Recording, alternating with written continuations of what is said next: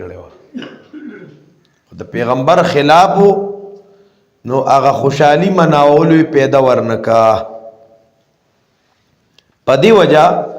چې څوک د پیغمبر خلاف کارونه کوي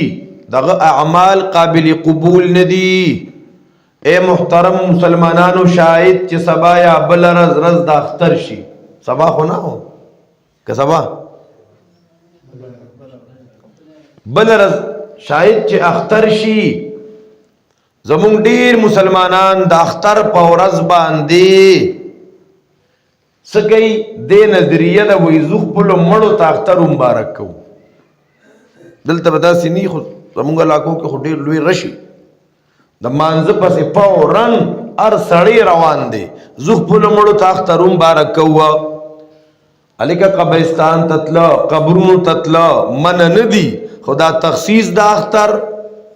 د اختر پر ورځ باندې ورځم په دې کې ډېر ثواب دی په دې نیت سره ورځي چې نن ډېر زیات ثواب به راته میلو شي مور پلار ته به ورښکاره شم قبرونو ته به ورښکاره شم اختر به وله مبارک کما دا د شریعت د مزاج خلاف کار دی ښه لہذا اے مسلمانانو عام ورځو کې تاسو قبرستان ته ځئ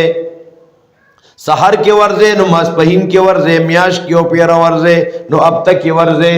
هغه مړو ته دعاګانې کوئ نو ځان ته مرګ را مخې ته کوئ خو که تاسو وایئ د اختر پرز پتلو کې ثواب دی او دا پرز ګرځوئ دا لازم ګرځوئ دا کار بیا صحیح نه دی ښه د دې نه مسلمانانو ته اجتناب پکار دی